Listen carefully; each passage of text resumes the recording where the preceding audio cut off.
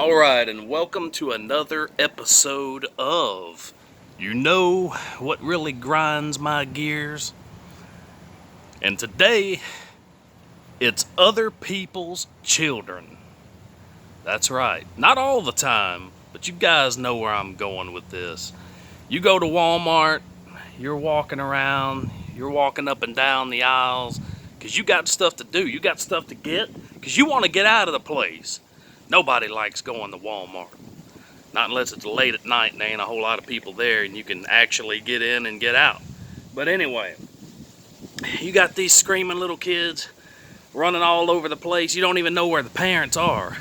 Parents just letting the kids run around like a bunch of Comanches, you know, tearing up the toy aisle, running around, slapping each other, hitting each other, acting like fools in public, you know. And here's the worst thing. You go to a restaurant, you're sitting there with your family, or you're sitting there even by yourself, and you're just trying to have a nice dinner, a nice lunch, and you got these kids talking back to their parents, I ain't eating it. They'd sit there and rather have McDonald's than have something good from a decent restaurant. You know, there's a lot of days where I just want to go full-blown Undertaker and start choke slamming some people's kids. That's right. So, anyway, I mean, quick little story. I was living in Missouri, right? And I went in Walmart. It was probably fairly late at night, one of those 24-hour Walmarts. And there was this kid that was just on a bicycle. He grabbed a bike and he's riding it all over the place, all around the toy section, automotive.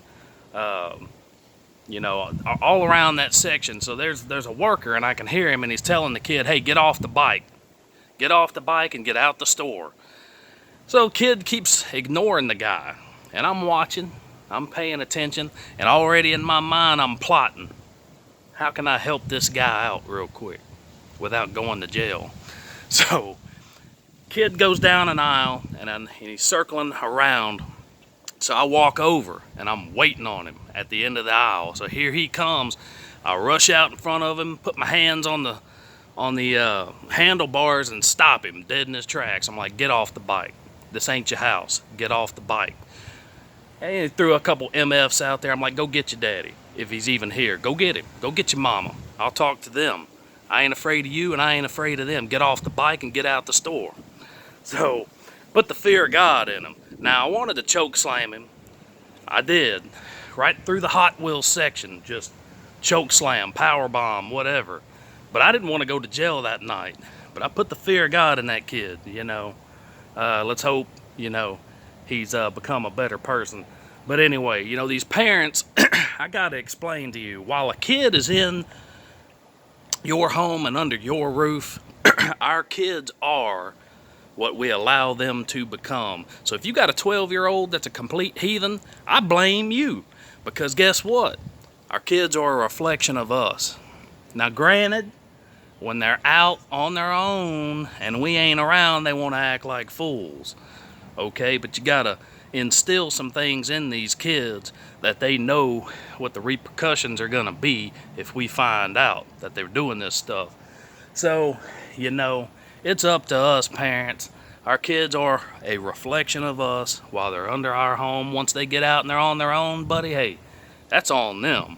We want them to do good. We hope that some of the things we've taught them, that those things stick.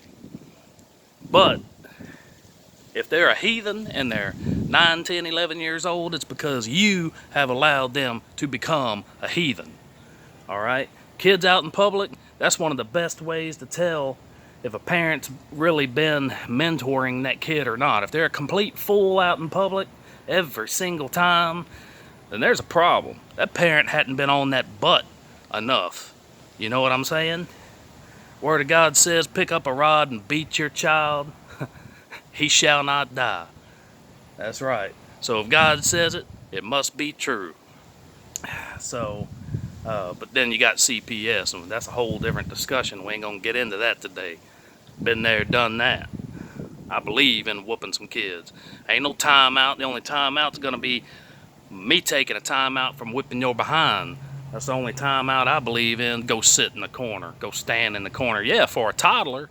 Not for no 7, 8, 9-year-old. No. No, no, no, no. Dumb, stupid, millennial thinking, modern thinking. Yeah. These kids that act like that and talk back to their parents is because they hadn't seen that belt. That's right. They hadn't seen that belt, and the system's screwed up. The system makes parents sign a waiver saying that, yeah, you allow us to whip your kids in school if they act up, but yet they don't want us doing it. They don't want the parents doing it. No, that's abuse. We can whip your kids, but you can't whip your kids. Yeah. But anyway, it's our responsibility. Let's train these kids up right. And hey, we might not be able to touch other people's kids, but we can sure say something to them. Put the fear of God in them, buddy. So try it next time you're at Walmart. It's a lot of fun. It's really exhilarating, I promise you. So you guys take it easy. If you like this video, share it. As always, click on that bell if you're not subscribed. That way you're notified of all my future videos, live streams, pick 5 NASCAR contests, everything that I've got out there. Go to my channel, look at my playlist. There's a category of everything I've got available. You guys take it easy and go whoop that kid.